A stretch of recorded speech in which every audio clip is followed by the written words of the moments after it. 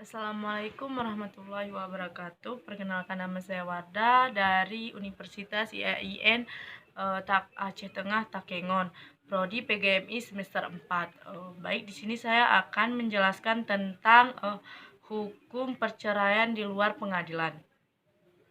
Jadi, adapun fatwa MPU Aceh yang menyatakan sahnya talak di luar pengadilan dengan konstruksi hukum dalam Undang-Undang Perkawinan dan KHI, di mana talak harus depan sidang pengadilan. Untuk itu, masalah yang ingin diteliti adalah bagaimana kedudukan talak yang dilakukan di luar pengadilan menurut MPU Aceh. Metode istinbat hukum yang menggunakan oleh MPU Aceh terkait kedudukan talak di luar pengadilan serta dampak fatwa tersebut. Jadi, agama Islam menyatakan berisi tentang ajaran mengenai amalan-amalan praktis manusia dalam hubungan dengan masalah perkawinan. Perkawinan Islam telah menentukan batasan hak dan kewajiban suami istri dalam sebuah keluarga. Jadi, hak dan kewajiban tersebut tidak hanya ditentukan pada saat hubungan perkawinan masih berlangsung. Namun lebih jauh lagi, Islam memberikan dan menetapkan hak dan kewajiban kepada suami istri setelah perkawinan telah putus. Misalnya hak suami dan dalam urusan talak, rujuk dan lain sebagainya.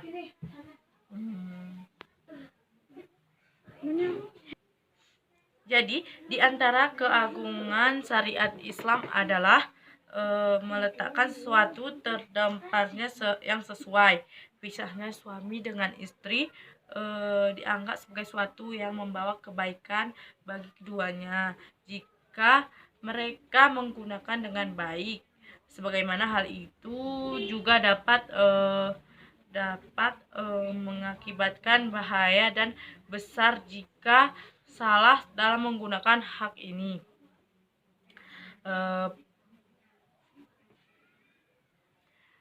Pada dasarnya, esensi dari talak adalah hak suami untuk menceritakan, memutuskan.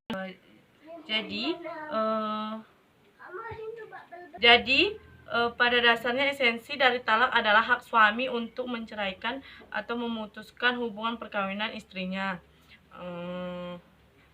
Hal ini juga menjadi pendapat Sayyidid Sabiq, sebagaimana dikutip oleh Agustin Hanafi bahwa hak talak hanya pada laki-laki karena ia lebih bersikeras untuk melanggengkan hubungan perkawinan. Walaupun hak penjatuhan talak berada di tangan suami hendaknya melihat kondisi di mana si istri dapat menjalankan masa tunggu serta harus sesuai dengan tuntunan dalam agama Islam.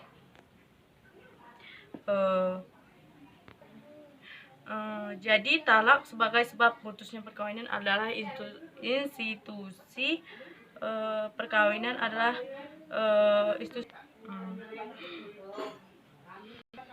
Adapun kesimpulan dari yang saya jelaskan tadi, yang pertama, dari hasil analisis menunjukkan kedudukan talak yang dilakukan di luar pengadilan dapat dilihat atau ditinjau dari dua sudut pandangan.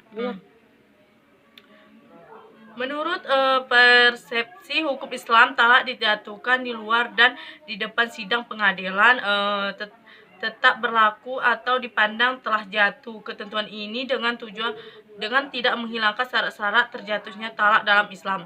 Namun, menurut perspektif undang-undang atau hukum positif, talak hanya dapat dilakukan di depan sidang pengadilan. Artinya, penjatuhan talak dapat dikatakan berlaku dan mempunyai kekuatan hukum ketika perceraian tersebut diputus di dalam pengadilan dengan syarat terdapat alasan-alasan penguat untuk ditetapkan penjatuhan talak. Adapun poin yang kedua, secara umum metode dan dalil hukum yang digunakan oleh Majelis Permusyawaratan Ulama Aceh dalam menetapkan kedudukan talak di luar pengadilan merujuk pada ketentuan-ketentuan hukum Islam. Dalil hukum yang digunakan diantaranya itu Al-Quran dan hadis, serta pendapat para ulama berikut dengan kesepakatan ulama, di mana dijelaskan bahwa talak telah dipandang jatuh menurut Islam ketika telah memenuhi syarat dan ketentuan yang telah ditentukan. Dengan demikian, baik talak yang dilakukan di luar maupun di depan sidang pengadilan dianggap talak tersebut sah dan berlaku.